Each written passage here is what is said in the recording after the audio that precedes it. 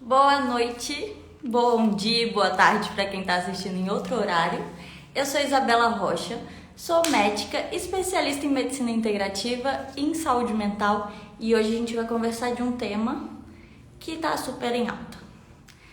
Além de polêmico, ele também está revolucionando. Então, já eu vou convidar o Dr. José Henrique, que é lá de São Paulo, e que ele trabalha diretamente com a prescrição de canabidiol. Deixar claro para vocês que não precisa ser especialista, não tem uma pós-graduação ou uma residência de canabidiol. Todo médico pode prescrever o canabidiol. Antigamente, era só neurologista ou psiquiatra que prescrevia, mas hoje em dia qualquer médico pode prescrever. A questão é que o sistema endocannabinoide, ele atua em muitos lugares, a gente vai trazer isso ao longo da live, mas é um sistema muito importante do corpo. E aí ele influencia em várias coisas, então não é qualquer pessoa que prescreve. Eu particularmente tenho renovado receitas que têm chegado no CAPS infantil para mim, mas eu ainda não sou uma prescritora. Já estou olhando com o José Henrique por onde ele estudou, para eu estudar também, mas eu preciso finalizar outros projetos que estão acontecendo. Mas pretendo ser uma prescritora também, porque eu estou vendo muito resultado na prática. É claro que não é uma pílula mágica, né? Não existe isso em nenhum setor, muito menos na medicina. Uma coisa que é bom para todo mundo, sempre vai ser bom, não tem contraindicação, não existe isso. Então a gente tem que, como tudo, individualizar, caso a caso. Tá bom? Bem-vindos, quem tá aí comigo? Caio, Arthur, Túlio. Se vocês tiverem dúvida também, podem ir mandando na live. Tia Cláudia, boa noite. Então, eu tenho visto muito resultado na questão do autismo, gente. É chocante, porque o autismo é comum prescrever várias drogas. Uma criança pequenininha tomando 4, 5 remédios. E quando entra o canabidiol, não é que reduz, fica só no canabidiol e mais uma, entendeu? E não é só a questão da redução do remédio, é o quanto a criança desenvolve também. Então eu tenho visto mais na prática da psiquiatria infantil. Mas o Dr. José já chegou, vou convidar ele para entrar, para a gente começar nossa conversa que está recheada de novidades e de coisa boa.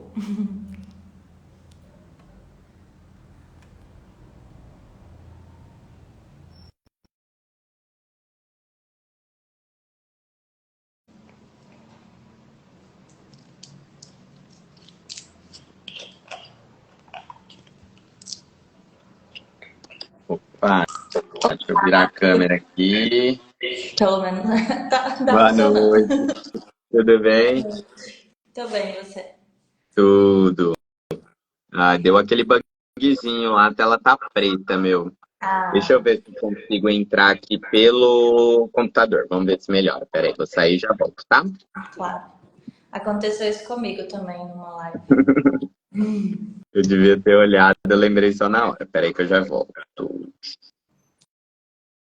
Explicando também, a gente cancelou a live semana passada porque o Dr. José Henrique agarrou lá no hospital, teve várias intercorrências e aí ele não ia conseguir chegar e juntou que eu tava caidinha da gripe. Então a gente remarcou e quando foi ver, o único dia possível era segunda-feira. Então cá estamos uma semana depois, mas o importante é que tá acontecendo. Eu tô ansiosa, no sentido bom da palavra, né? Que a ansiedade não é só ruim, para aprender com ele também. Então, vocês também fiquem à vontade para mandar as perguntas.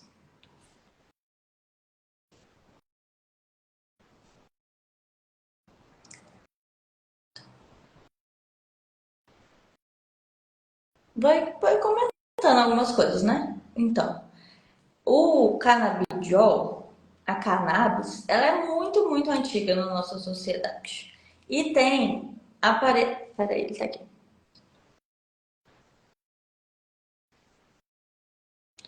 E em diferentes culturas, diferentes momentos, teve o uso do canabidiol.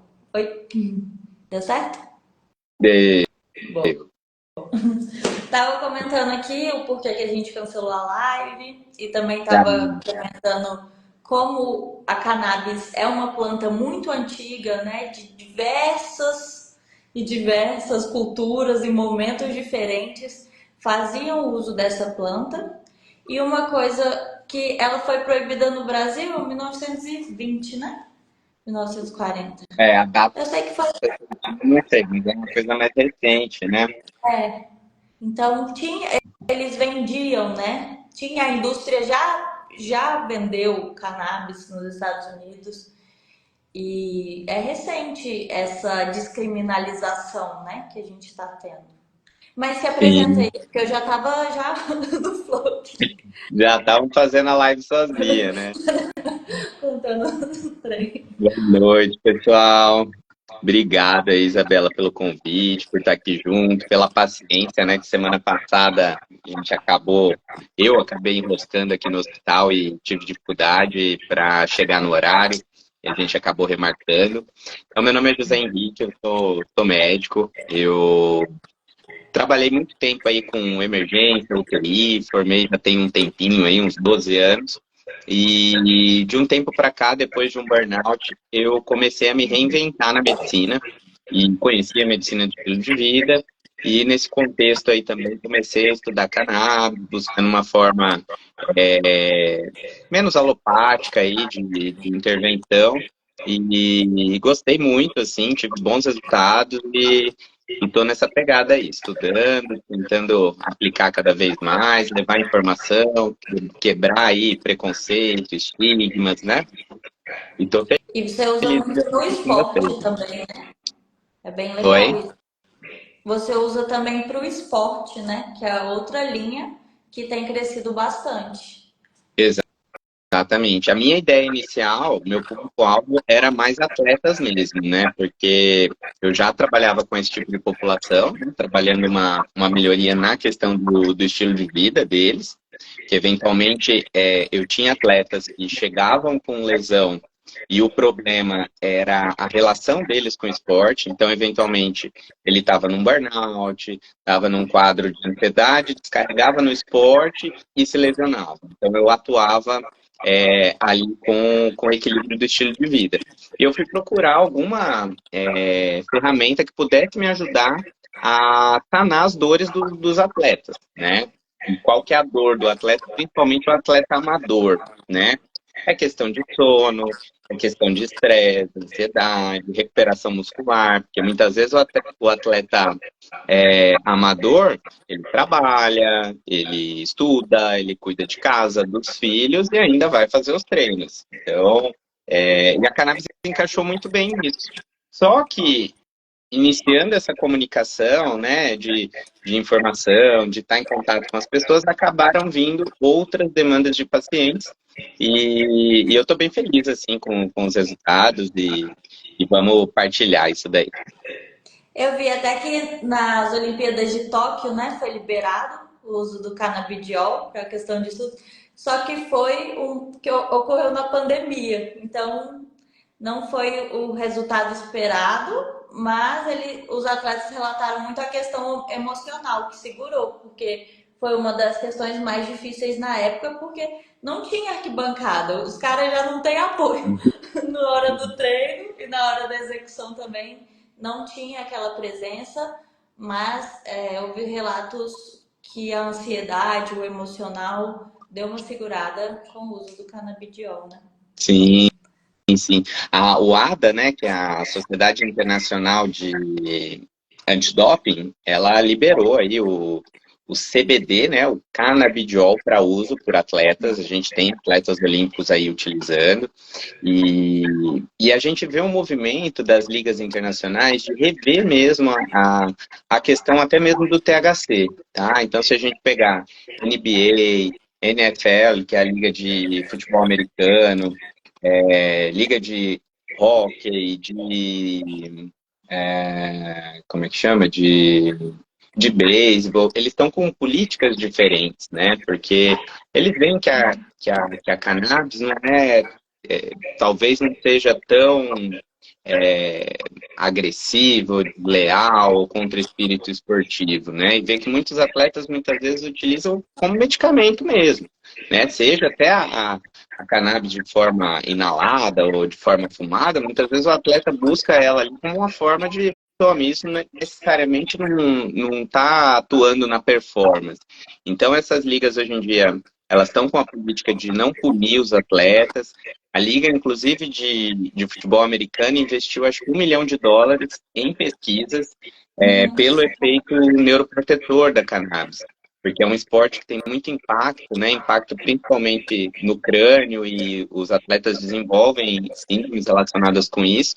E eles viram que a cannabis pode atuar auxiliando nessa parte aí também.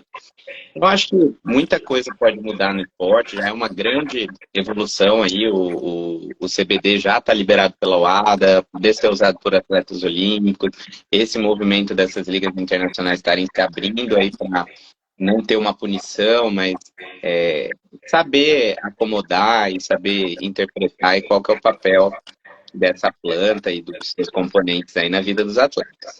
Sim, e isso, a regulamentação, ela afina, né? Ela faz que a gente use de forma mais segura. Eu vi bastante a questão da Anvisa, que a Anvisa estudou bastante para liberar e que agora o modelo do Brasil já é inspiração para outros países, a forma como está sendo regulamentado aqui.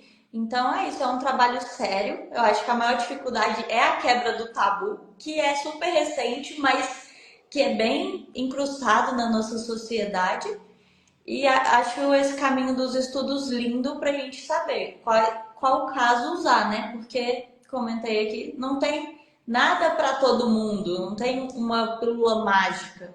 Então, a gente tem que ter ciência que o CBD, o THC e as misturas proporcionais entre eles também vai ter uma indicação. E comentei também que não tem um estudo, né, uma residência do canabidiol, mas que o médico tem que estudar para prescrever. Que então eu não prescrevo ainda, mas que já peguei com você os contatos para que um tempo eu prescrever, para a gente entender que é isso, não é?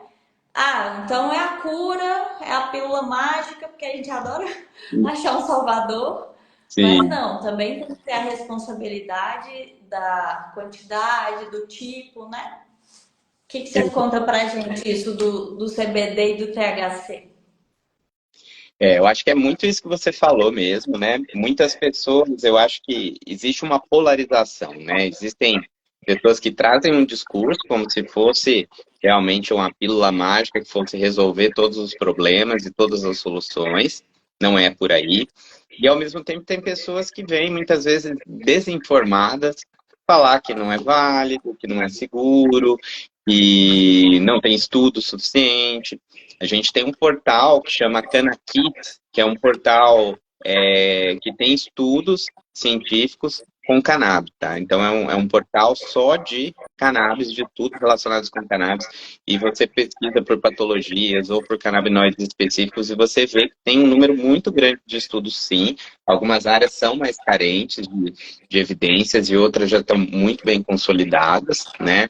Então, eu acho que é justamente isso, a gente saber ponderar, saber que algumas pessoas vão ter indicação, outras não, uns vão responder bem, outros não, assim como qualquer medicação, qualquer tratamento, né? A gente tem que ver o paciente como um todo, dentro da sua individualidade, né? A gente sabe que é uma planta segura, é uma planta que é usada há muito tempo, né? Tem diversas aplicações, desde indústria têxtil e tudo mais, mas falando especificamente da parte medicamentosa, a gente vem observando efeitos positivos aí em muitas condições.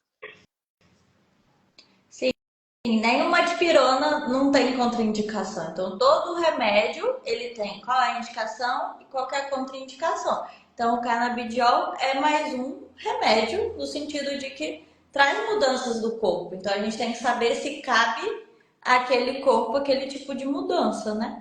Sim, e dentro disso, uma coisa muito importante foi o que você falou. A gente precisa estudar para saber como prescrever e como indicar. Porque existem relatos aí, né, de que 3% dos médicos já prescreveram cannabis alguma vez. Isso não quer dizer que esses 3% saibam manejar. Eventualmente, eles podem ter trocado uma receita e aí já bate lá no portal da Anvisa, ele já entra como um médico que já prescreveu. Então, isso Então, não eu quer sou dizer que três ele por saiba. cento. Oi? Então, eu sou 3%, porque no CAPS infantil tem chegado bastante receita de neurologista e eu tô Tá. vendo muito resultado em autismo. É lindo, assim. Lindo, lindo.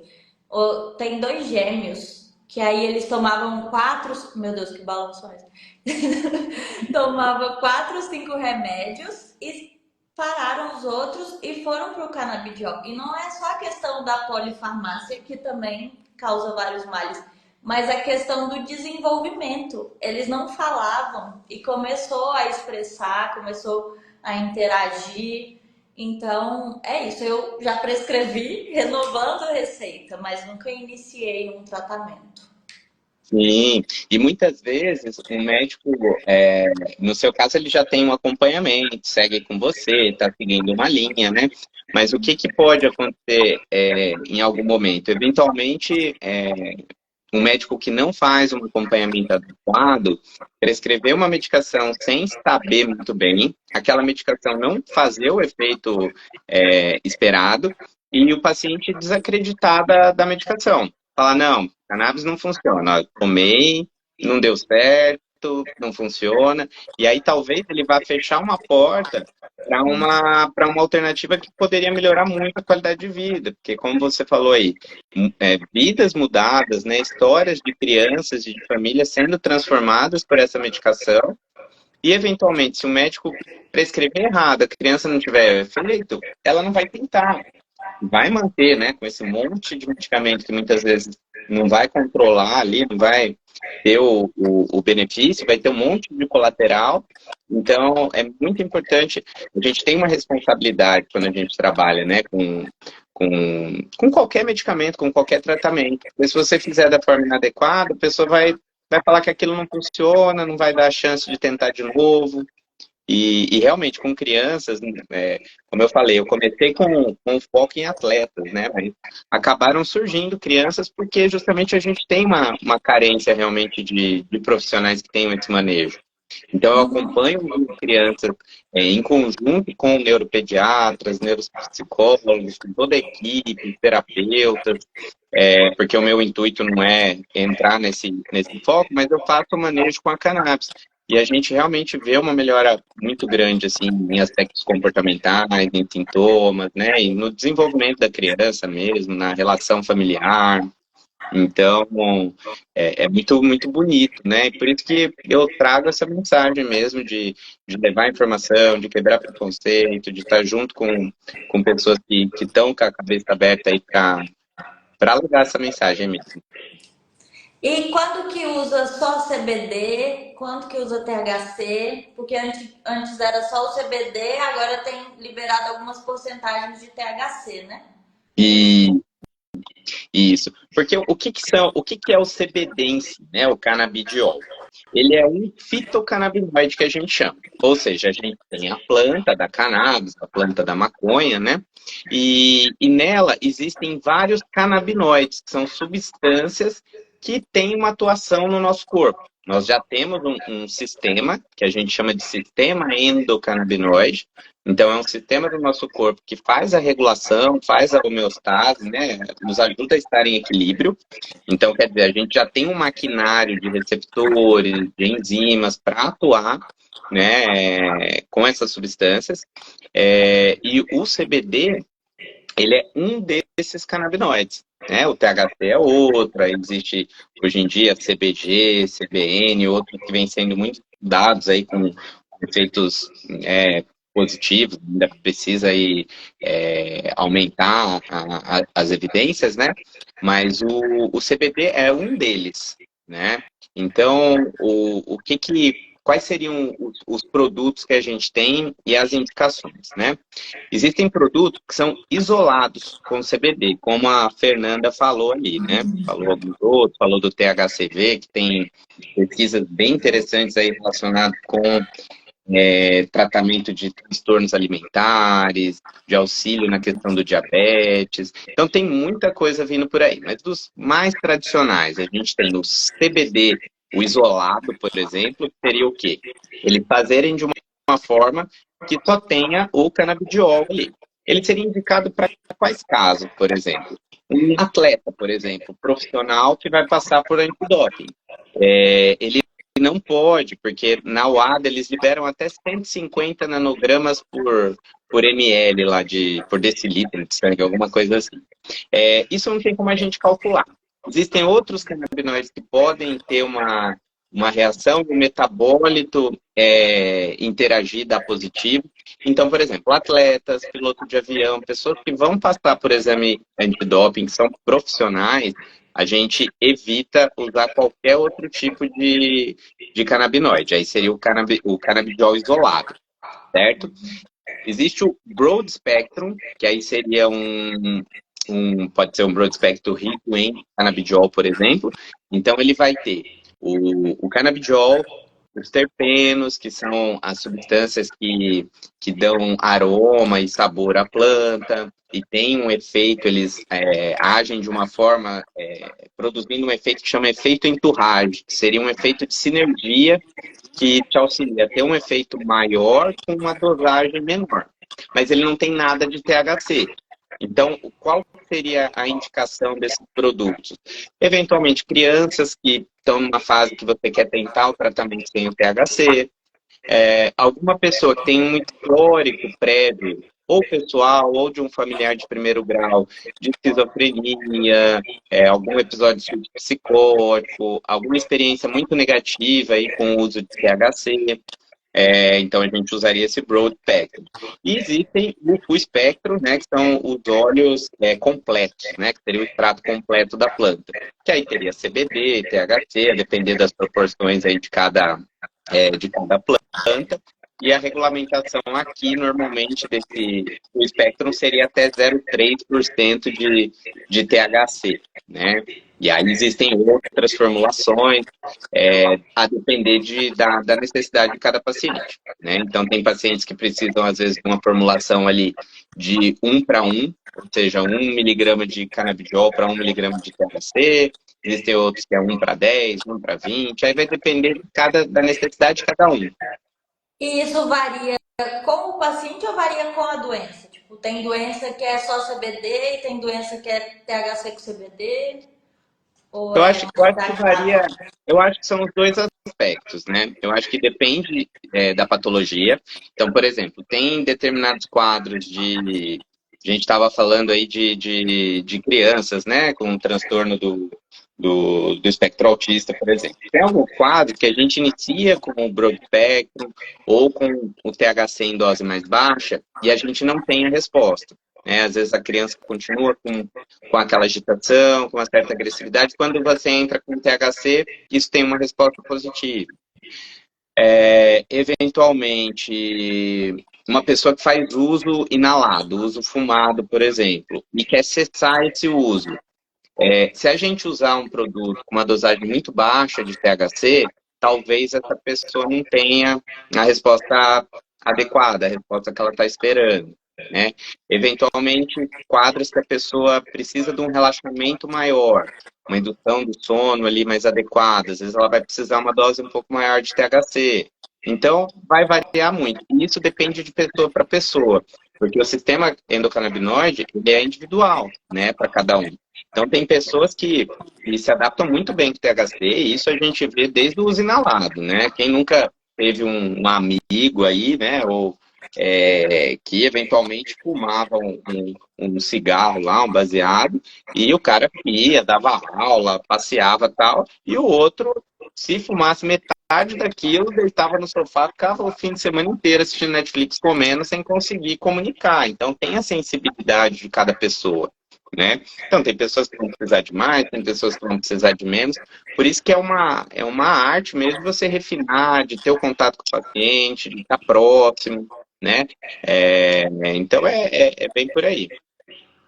O Caio trouxe uma pergunta. De forma geral, quais os casos onde o CBD é mais indicado? Certo. Ó, então, o CBD, a gente vê que ele tem um efeito anti-inflamatório, analgésico, tem um efeito ansiolítico também, tá? Então, a gente usa em quadro de ansiedade, transtorno do sono, o CBD é muito importante, porque ele atua muito na manutenção do sono. Então, a gente tem, por exemplo, o THC ajudando na indução, só que você precisa de uma dose de CBD, senão a pessoa vai dormir e vai acordar no meio, tá? Então, para manutenção do sono é importante. Quadro de epilepsia refratária também, tá? Então, o CBD é muito Foi o importante. primeiro uso, né? Foi da epilepsia. Isso, Sim, legal.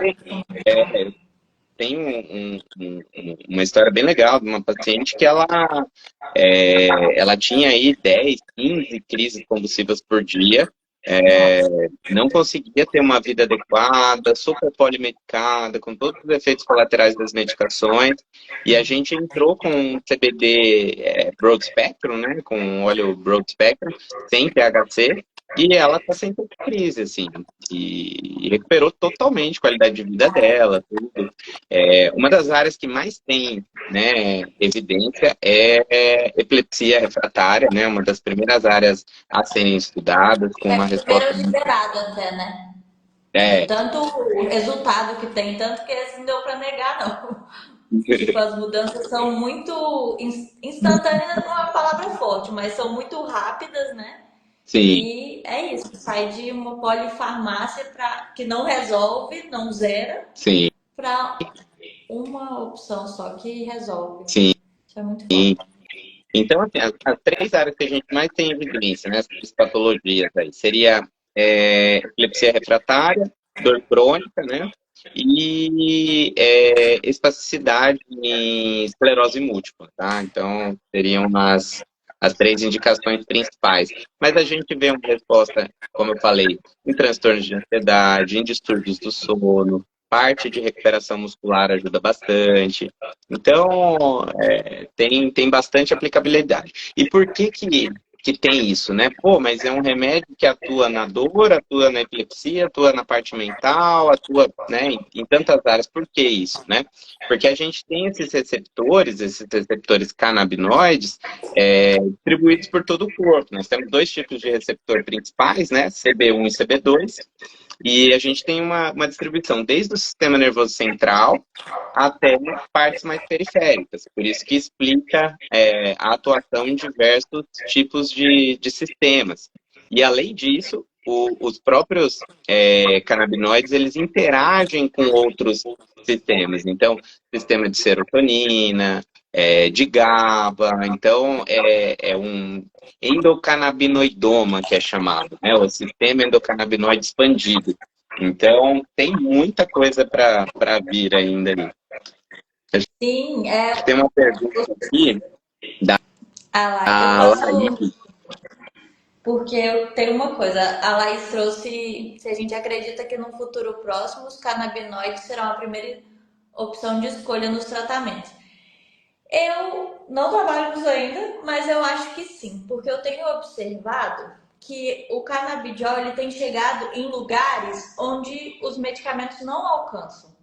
Epilepsia refratária, ou seja, o refratário, gente, significa que não responde a outros remédios. Na psiquiatria, a gente está em esquizofrenia refratária, em toque refratário. São doenças muito graves que não estão respondendo a nenhum remédio. Então, ela já está dando resposta em situações muito extremas. Eu acredito que ao longo do tempo ela vai ganhar espaço em coisas mais simples também, porque ela já está tendo resultado em coisas muito complexas, em coisas que já tentaram de tudo que estão com vários remédios e que não está tendo resposta e ela vem e resolve nesses casos. Então, eu acho que aos poucos ela vai ganhar espaço e sim, a gente vai ter isso como primeira opção.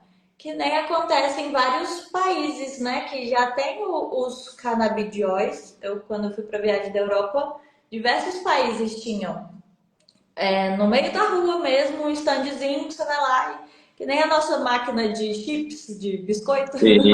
eles têm de CBD, porque o uso já é aceito, o uso medicinal.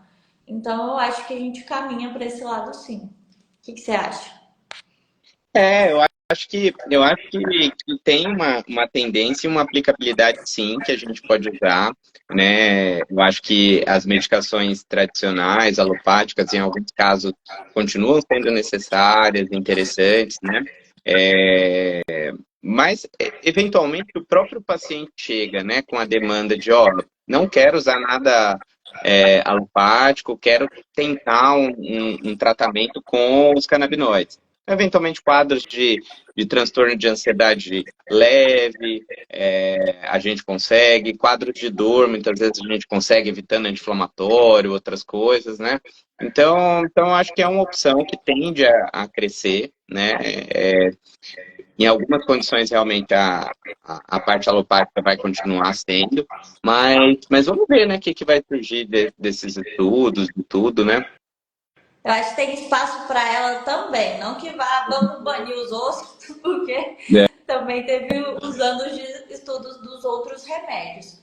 Mas o que eu achei interessante é isso, ela está entrando em espaços onde o remédio não deu conta.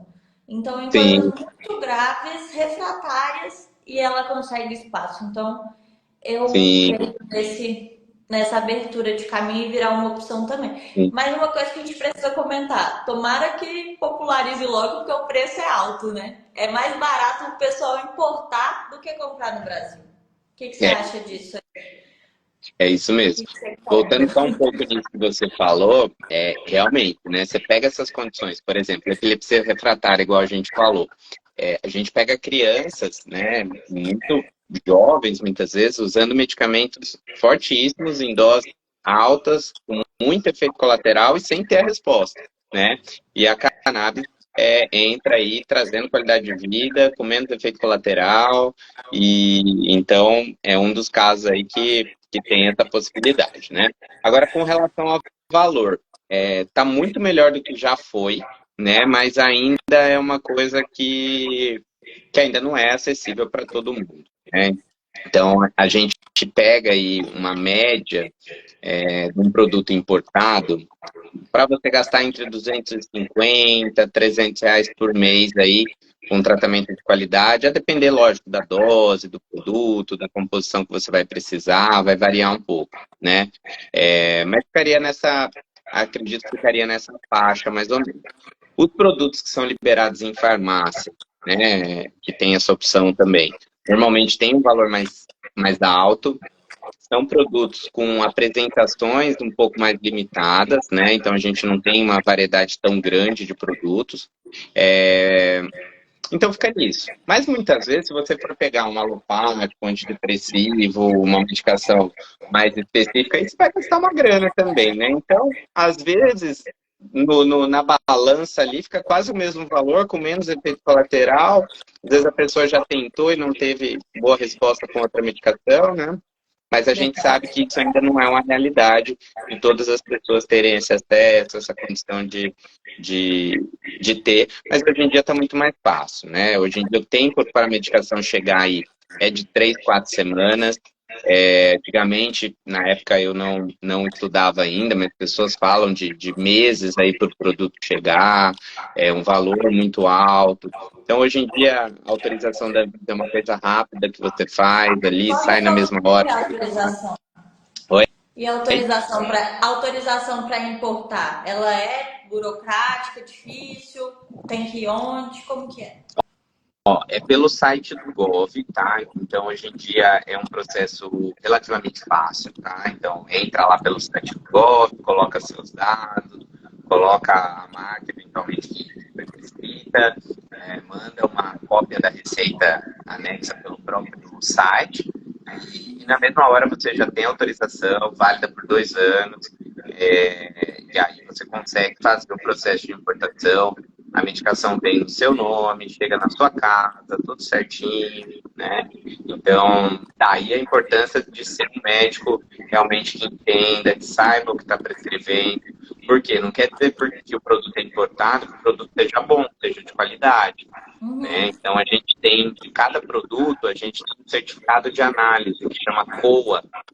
Esse COA ele vai analisar qual a quantidade de cada canabinoide, se tem terpenos, se não tem, se tem metal pesado, se tem poluentes. Tudo isso é importante para você ter certeza que está usando produto de qualidade. E a gente falou de paciente não ter resposta, por eventualmente o médico não saber manejar. Mas eu já vi relatos, não aconteceu comigo, mas do paciente estar usando a medicação, não tendo o efeito esperado e tendo efeito colateral. E aí foram fazer um teste. São fitinhas, né, que você pinta o óleo, e se ele for mais rico em THC ou em CBD, ele fica de uma cor ou de outra. E o óleo que era para ser rico em CBD, só tinha THC. E aí o paciente não estava tendo efeito, só tendo efeito colateral, não tendo a resposta, foi testar, era isso. Então, daí a importância de você ter um profissional que estuda, que sabe avaliar, que sabe escolher bem o produto, para você não estar usando um negócio que eventualmente não é o que vai resolver teu problema. Sim, é um barato que sai caro, né? Fazer de qualquer jeito. E você ainda perde a oportunidade da melhora, né? Que é o mais importante. É isso que é o pior, porque se a pessoa não descobre, o que ela vai sair falando? Que cannabis não funciona, que cannabis isso, que cannabis aquilo. Aí ela não usa, não tem a chance da melhora, outras pessoas não vão usar, e a gente vai levando para frente esse preconceito aí. Sim. E falando já do remédio mais em si, você posta que tem um comprimido, né? Porque a gente é acostumado mais a ver os olhos. Mas tem várias apresentações? Sim. Hoje em dia a gente tem diversas apresentações aí já disponíveis, né? Porque aí vai depender da necessidade do paciente, de como ele se adapta, né? Então a gente tem os óleos, tem comprimido, tem produtos com nanotecnologia, que aí precisa de doses menores e tudo mais. Tem spray, né, nasal. Então, eventualmente, a pessoa precisa de um efeito mais rápido ali para sair de uma crise de pânico ou para um alívio mais imediato de dor. Você tem o spray nasal que tem uma absorção mais rápida, né?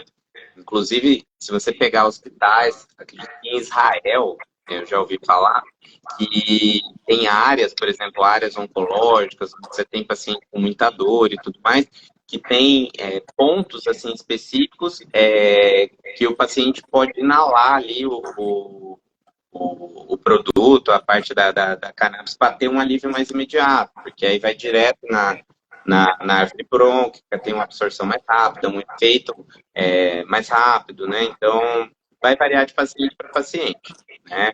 A questão do óleo, até mesmo isso tem que ser visto, né? Tem crianças que têm aí uma seletividade alimentar, uma dificuldade para algumas coisas, então você tem que pensar num óleo ali que não vai atrapalhar nisso também, né? Existem gummies, que são balas, né? Como se fossem balas que você pode utilizar também. Então, às vezes, para a pessoa é uma forma mais prática ali de utilizar. Existem produtos tópicos também, então, spray, roll-on, pomada, que apresentam, assim, eu, pelo menos na prática esportiva, na minha prática pessoal, eu vejo uma resposta muito legal, assim, pelo efeito mesmo analgésico, inflamatório, tira com a mão, literalmente mesmo. Né? Gente, tem todas Agora, vamos dar... as apresentações possíveis. Tem de tudo, tem de tudo. Não, se você for lá para fora, então, esses dias eu tinha uma paciente que ela foi viajar, e quando tá dentro do Brasil, pode viajar com seu produto, pegar aeroporto, tudo. Se alguém te parar, você mostra a autorização da Anvisa e tá tudo ok. Agora, se for para fora, eu normalmente oriento não levar o óleo e a gente olha lá como que é a regulamentação do país e procura para comprar, né? Eu tive uma paciente que foi correr uma maratona fora e ela estava na República Tcheca. E aí ela chegou lá e falou, doutor, me ajuda aqui, porque tá difícil escolher. Meu, e tinha de tudo. Tinha cookie, tinha bala, tinha tudo, assim, de CBD. Tá uma prateleira gigantesca, assim, cheio de opções, com diferentes dosagens, diferentes formas de uso. Uma coisa bem, bem diferente, né, do que é aqui, né? Sim, e já que a gente está falando de apresentação, falar também a questão por que é diferente da maconha fumada. Eu vou começar falando, aí você completa aí. A questão da maconha, a gente não consegue mensurar ela. E a maconha de hoje em dia, ela é muito diferente da maconha antiga. Ela está sendo muito mexida nos laboratórios para ter um barato mais forte. Então, ela já está muito mexida, né? Aqui corre nas ruas aí. E também tem a questão de que se a gente, como ele trouxe, tem que ser as dosagens exatas. Então, quando a gente compra na rua, né, sem a Anvisa ter liberado, a gente não vai ter claramente quais são as quantidades ali na planta, Sim, né? sim. Normalmente essas plantas que vêm, né, para uso adulto, né, são plantas ricas em THC, né? E igual você falou, a gente não tem um controle de qualidade, né? Não tem um coro ali para falar o que que tem no meio, o que que não tem, né? Então, muito É, barata.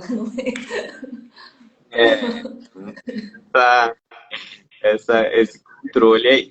Então, o que que eventualmente pode acontecer, né? O THC, ele tem um efeito, né, que seria bifásico, né? Aí eu já estou respondendo um pouco a pergunta do Caio ali. Falou que desenvolveu um quadro de ansiedade e insônia, esses hepáticos, mas que ele já teve experiências negativas aí com o THC, né? Então, a planta para fumar, ela é rica em THC, porque o que tem efeito psicoativo é o THC. E a pessoa, quando ela fuma, normalmente ela está buscando isso. Só que é uma dose muito alta, por uma via de absorção muito rápida, né? E além da gente não saber o que, que tem no meio disso daí. O produto, quando ele é feito aí para ser comercializado de forma medicinal, é o que você falou. É tudo controlado, com doses controladas, o médico vai estar acompanhando. Então, a gente começa aí, já testaram nos comentários, então a gente começa baixo e vai subindo aos pouquinhos. Porque a cannabis, ela tem uma curva em U no efeito. Então, a gente sobe até um ponto máximo da curva onde é o melhor efeito e depois disso começa a cair. No caso do THC, o que, que acontece? Doses baixas de THC tendem a ser ansiolíticos, trazer uma sensação de relaxamento, mas doses altas podem levar a um quadro de exacerbação de ansiedade, crise de pânico, aquela bad, né? Podem aí já ter ouvido aquela pessoa que fumou e ficou em paranoia e tudo mais, né? Então acho que a diferença seria essa. Primeiro, o controle de qualidade. Segundo, a forma de administração, né? Não estou entrando em âmbito aqui de outras vias inaladas, né? Mas eu acho que seria o controle do produto, controle de dosagem, acho que essa seria a principal diferença. E assim, muitas vezes as pessoas usam a forma inalada como remédio mesmo, né? Então eu tenho exemplo de paciente que, assim, fumou lá na adolescência e tudo mais, e acabou acostumando e não conseguia dormir se não fumasse. O outro que, depois dos treinos, sentia muito formigamento no corpo, dor nas pernas, que só paravam quando fumavam. E com produtos de cannabis, com uma redução de danos que nem dá para mensurar, né, porque a gente sabe que a combustão, muitas vezes mistura com tabaco, todos os malefícios que traz, né, além de um tratamento com doses mais controladas, fora todo o risco social, risco, né, de se colocar em alguns problemas até jurídicos aí, né, por causa da forma de aquisição e tudo mais.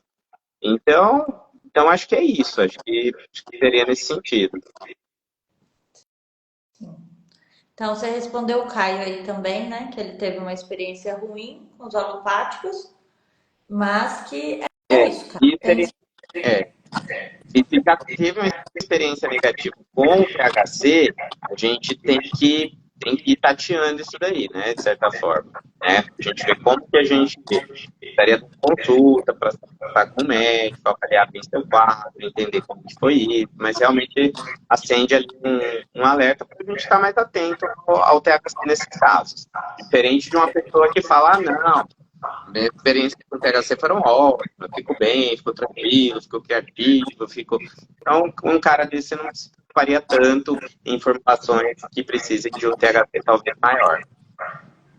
Sim. E entrando mais agora na parte de saúde mental, que a gente foi falando ao longo da live, mas acho importante a gente pontuar quais os casos da saúde mental mais está tendo efeitos. Então, mais uma vez, o que eu vejo na minha prática clínica é a questão do autismo, porque eu trabalho no CAPS infantil e tá vindo dos neurologistas já prescrito. E eu tô vendo um desenvolvimento maravilhoso, realmente especial, né? Uma esperança, mas, pontuando mais uma vez, não tem pílula mágica, não existe fórmula perfeita, então tem que ser visto caso a caso. A questão da insônia, você também está trazendo, né? Bastante uso. A questão da a ansiedade generalizada e algumas formas da ansiedade também, né? O estresse pós-traumático, que é um dos braços da ansiedade. O toque, gente, toque é muito difícil de tratar, pelo amor de Deus. Toque é muito resistente à medicação, é uma doença que a pessoa sofre muito, porque ela fica refém dos rituais, né, das obsessões, e que a gente não tem tanta resposta com remédio. A terapia também é mais lenta no toque, então também é uma área que dá muita esperança. A questão da esquizofrenia eu acho assim um paradoxo, né? Porque tem a questão que pode desencadear, mas ao mesmo tempo a gente está tendo resposta no tratamento da esquizofrenia. O que você me fala? Eu acho que você pontuou muito. Com quadros de esquizofrenia, realmente eu não tenho experiência, né? Eu sei que seria uma contraindicação ao uso do THC, né? Mas eu não tenho experiência prática aí com o CBD. Eu realmente não sei da parte dos estudos, mas eu acho que você resumiu muito bem, tá, os quadros principais.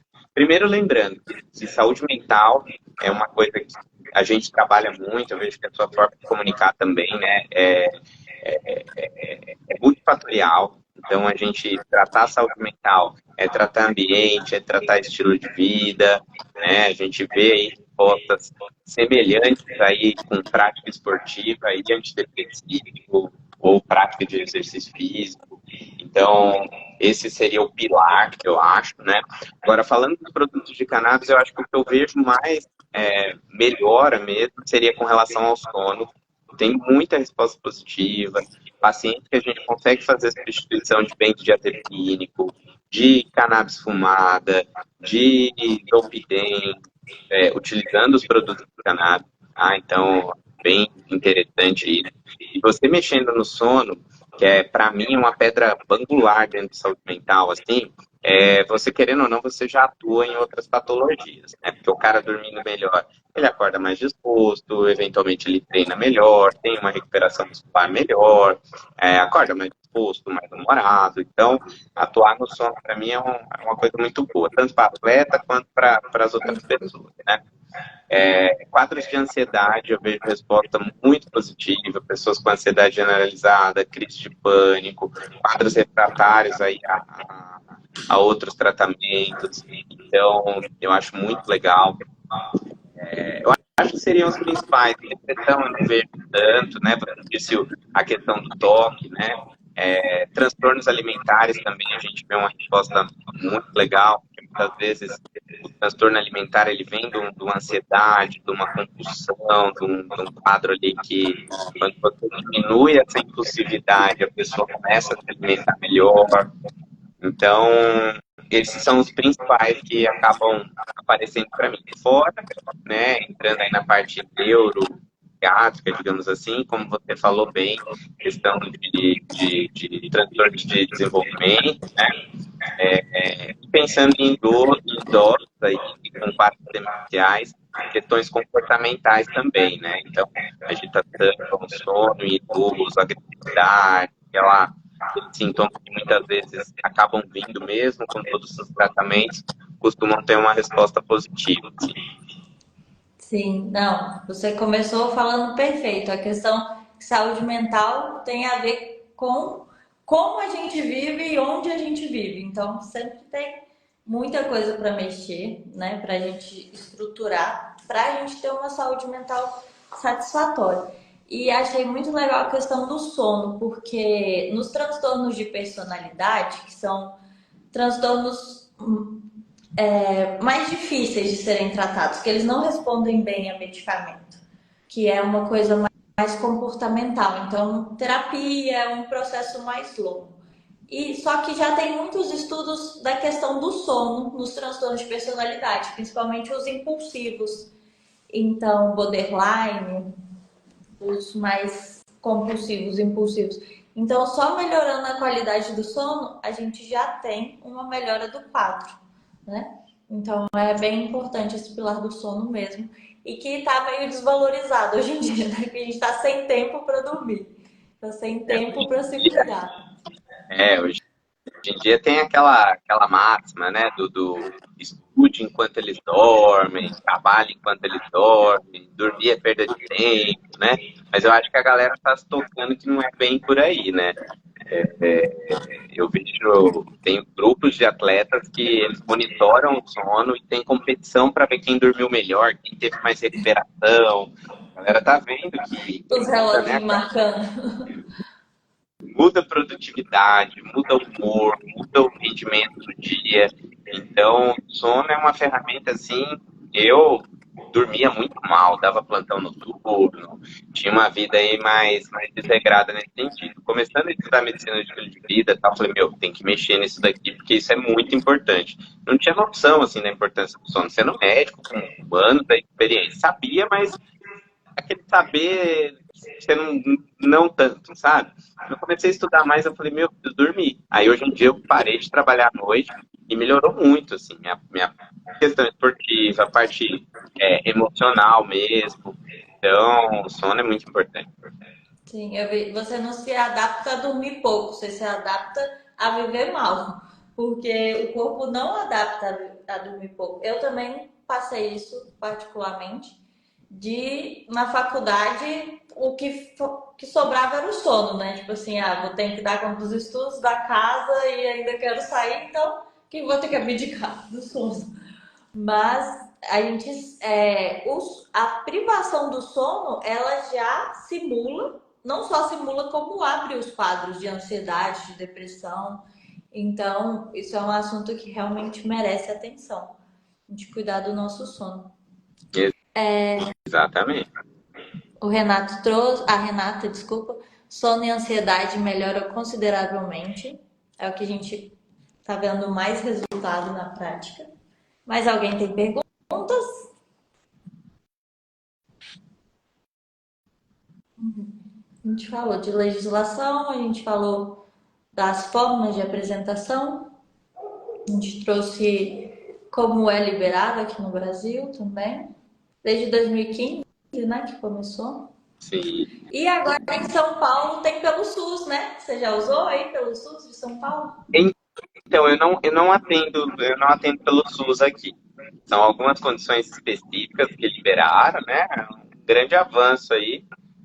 Mas realmente eu não tenho tanto contato próximo, né? Porque eu moro na Grande São Paulo, na verdade, né? Não moro em São Paulo, moro em Alphaville e acabo trabalhando mais na rede privada. Então, ainda não tive essa experiência, mas é um avanço, né? Tá caminhando para facilitar acesso, para que mais pessoas possam ter essa ferramenta a mais aí no tratamento, né?